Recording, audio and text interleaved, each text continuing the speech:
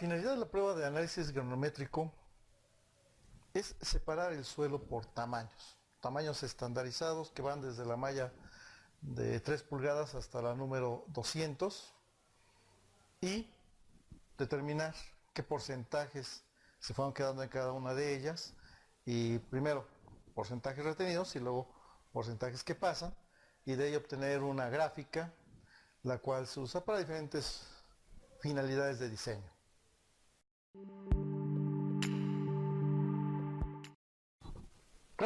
Claro que existe una normatividad. Esas pruebas de laboratorio deben de llevar una normatividad. Hay normatividades internacionales, normatividades locales. Manejamos las normas ASTM. Y en México podemos utilizar las normas gubernamentales, por ejemplo, la Secretaría de Comunicaciones y Transportes, la Comisión Nacional del Agua. Establecen una serie de criterios para hacer estas pruebas, pero claro que sí, existe una normatividad, tanto en el equipo como en el procedimiento de laboratorio y en su cálculo. Sí, el equipo que usamos, necesitamos un horno, hay que tener una muestra seca, ¿sí?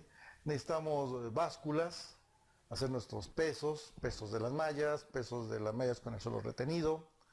Necesitamos también charolas donde poner material, tener una muestra representativa. El equipo que le va a dar la agitación a todo el material para que de forma por gravedad vaya pasando por todo el juego de mallas, ¿sí? Principalmente ese sería nuestro equipo. También nos podemos auxiliar de alguna brocha, limpieza de nuestro material, franela.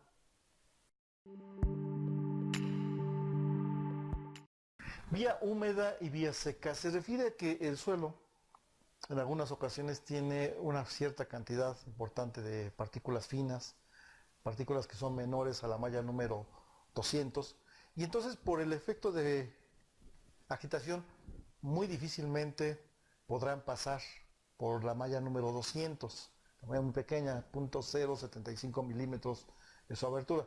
Por lo tanto, lavamos la fracción que pasa la malla número 4. No es necesario que lavemos todo el suelo, lavamos nada más la fracción que pasa la malla número 4. Previamente, claro, sé cuánto pesa y la lavamos por la malla número 200. Entonces, con el agua nos auxiliamos para que toda la fracción fina pase la malla número 200.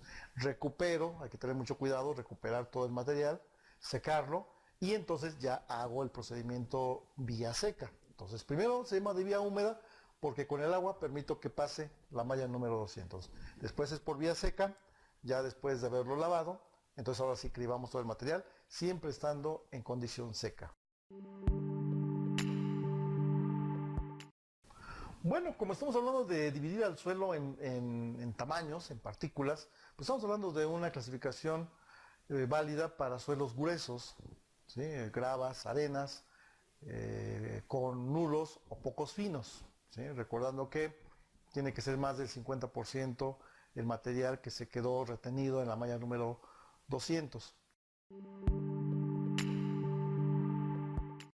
Bueno, como les había comentado, se obtiene una gráfica llamada curva granulométrica. Graficamos qué porcentaje pasó por cada una de las mallas. Esta gráfica se hace un espacio semilogarítmico debido a la gran cantidad de tamaños desde 3 pulgadas hasta la número 200, que es 0.075 milímetros, y 3 pulgadas 76 milímetros. Entonces hace un espacio semilogarítmico y de ahí se obtienen parámetros que nos van a permitir clasificar la clasificación del suelo. Pero no solamente eso, también la curva granulométrica la podemos comparar con otras curvas que en el área de terracería se tienen y puede determinar si un suelo como tal me sirve para una base, para una subbase, o puedo hacer mezclas de ellos y me sirvan para una cierta parte de una terracería. También podemos diseñar filtros, ¿sí? Y podemos determinar qué fracciones puedo tomar de ciertos suelos, o un solo suelo me puede servir para utilizarlo como filtro. Entonces tiene diversas finalidades.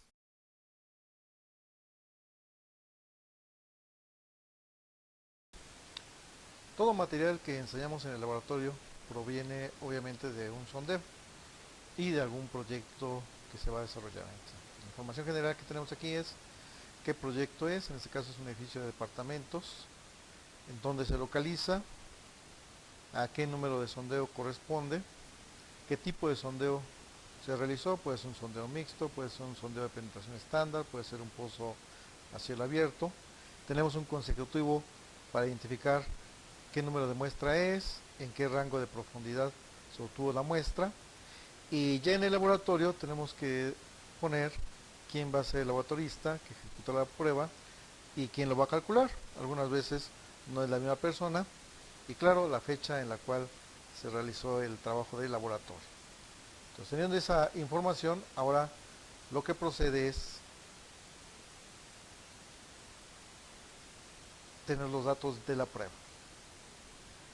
En este caso, se obtuvo una muestra seca de 845.36 gramos y se cribaron en primera instancia por las mallas desde 3 pulgadas hasta la número 4 y el material que pasa a la número 4. Entonces tenemos ahí los pesos retenidos en cada una de las mallas correspondientes.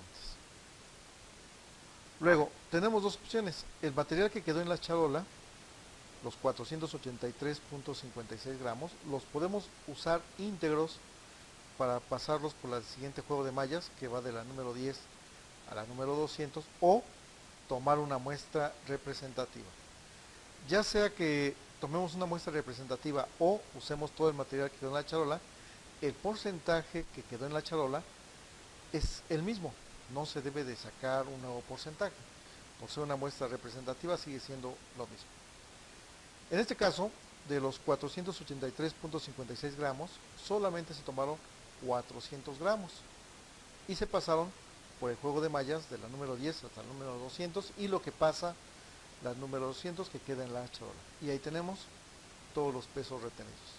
Entonces observamos que del total de la muestra, al pasarlo por todas las mallas y la sumatoria de todas ellas, nos da el material que se cribó, los 845.36 gramos, y en la otra parte de la granometría, de la número 10 hasta la 200 y la charola, igual la sumatoria nos da los 400 gramos. Entonces ya tenemos toda la información y ahora lo que procedemos es a calcular nuestros porcentajes retenidos y porcentajes que pasan. Aquí ya tenemos lo que son nuestros porcentajes, las mallas, el peso retenido y sacamos el porcentaje. El 100% representa los 845.36 gramos. Entonces, si eso representa el 100%, cada uno de los pesos retenidos, ¿a qué porcentaje corresponde? Entonces ya tengo ahí mis porcentajes que se retuvieron en cada una de las mallas y también el porcentaje que quedó en la charola, que es lo que pasó la malla número 4. Entonces, si tengo el 100%, entonces ahora lo que hago para sacar el porcentaje que pasa, voy restando los porcentajes retenidos en cada una de las mallas. Entonces arrancamos con el 100%, le restamos 0.87% y eso me da cuánto pasa de 3 pulgadas a 2 pulgadas. Luego, de los 99.13 le restamos 0.95 y entonces ya obtengo 98.18% y es el porcentaje que pasa de 2 pulgadas a 1,5 pulgada. ¿Sí? Son acumulados, ¿sí? Y con eso obtengo todos los porcentajes que pasan. Observamos que el porcentaje que pasa la malla número 4 debe de corresponder al porcentaje que quedó en la charola, los 57.20. Con los 57.20%, entonces ahora hacemos la otra etapa. En esta etapa, los 400 gramos fue una muestra representativa, entonces sigue siendo el mismo porcentaje, lo que hayamos visto de 57.20%. Entonces ahora repartimos ese 57.20% en las mallas de la número 10 hasta la charola. Obtengo los porcentajes retenidos y entonces ahora no inicio con el 100%, iniciamos con el 57.20. Entonces 57.20 menos 23.41 nos dice el porcentaje que pasa la malla número 10. Y así lo hacemos con todas las mallas. Observamos igual que cuánto porcentaje quedó retenido en la charola, 3.45%, por lo tanto, en mis porcentajes que pasa, cuánto pasa la malla número 200, la misma cantidad, 3.45%. Entonces ya tengo repartido los 57.20% que había pasado la malla número 4. Con esta información ya puedo obtener porcentaje de gravas, porcentaje de arenas y porcentaje de finos. El porcentaje de gravas quedaría hasta la malla número 4. Entonces, si del 100% pasó el 57.20, hacemos la resta y me da porcentaje de gravas. Ahora, ese 57.20%, ¿qué representa? Arenas y finos. Cuando llegué a la malla número 200, pasó 3.45%, entonces el porcentaje de finos es 3.45%. A 57.20 le restamos 3.45 y nos queda el porcentaje de arenas. Con la información de la abertura de las mallas y el porcentaje que pasa, ahora pasamos a construir nuestra gráfica, que es la curva granulométrica. Esta es nuestra curva granulométrica. Tenemos las aberturas nominales de todas las mallas en milímetros y los porcentajes que pasan. En escala logarítmica, las aberturas de las mallas en milímetros, y en escala aritmética los porcentajes que pasan del 100% hasta el 0%.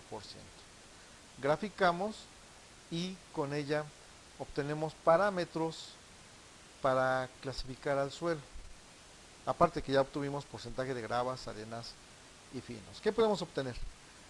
Podemos obtener los diámetros que corresponden al 10, 30 y 60% que pasa el material, llamados de 10, de 30 y de 60. Entonces lo que hacemos es ubicar dónde está el 10%, el 30% y el 60%, y donde corte con mi curva granulométrica en la escala de abertura en milímetros, obtengo cuánto vale de 10, de 30 y de 60.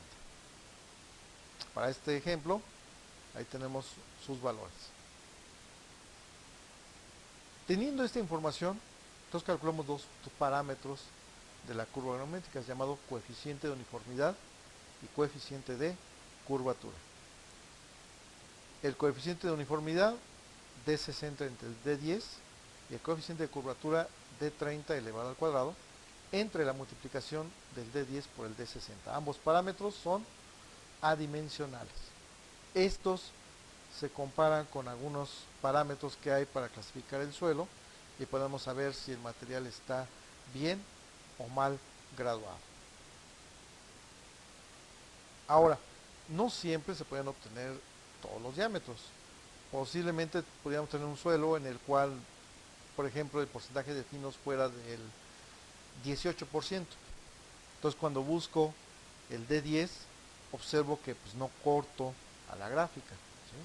Entonces no se puede determinar cuánto representa el 10% del tamaño de las partículas, y entonces automáticamente el suelo estaría mal graduado, a menos que hiciéramos una prueba de análisis con el hidrómetro, en la cual puedo seguir obteniendo partículas más pequeñas después de la malla número 200. Entonces podría tener más información para clasificar al suelo, ¿sí? A veces hay coincidencias. Por ejemplo, estoy buscando el D60 y observo que el 60% pasa la malla número 4, entonces ¿cuánto vale el D60? Pues la abertura de la malla número 4. O exactamente el porcentaje de finos es del 10%, ¿sí? Entonces cuando busco el D10, ¿qué pasa? Que coincide con la malla número 200. Son coincidencias, ¿no? Coincidencias en las mallas. Ya que tenemos todo esto, bueno, siempre hay que presentarlo en un informe. Entonces ya tengo la información general, tengo información de la gráfica, entonces eso lo presentamos en un informe geotécnico. Esta sería una hoja ejemplo, en la cual se vierte la información de forma automática en esta hoja de cálculo. Se vierte la información que tenía en datos generales, ahí tengo toda la información básica, lo que se requiere, la gráfica y información de quién la elaboró en el laboratorio, quién la calculó y la fecha. ¿Sí? Esto se integra, es una hoja nada más, una parte de un informe geotécnico, se integra al total del informe. Todavía faltaría interpretar esta información, no solamente es para clasificar el suelo, sino en función de lo que obtenemos, quién domina, gravas, arenas, finos, podemos inferir, tal vez no de una forma cuantitativa, pero sí cualitativa, qué podríamos esperar de comportamiento del suelo.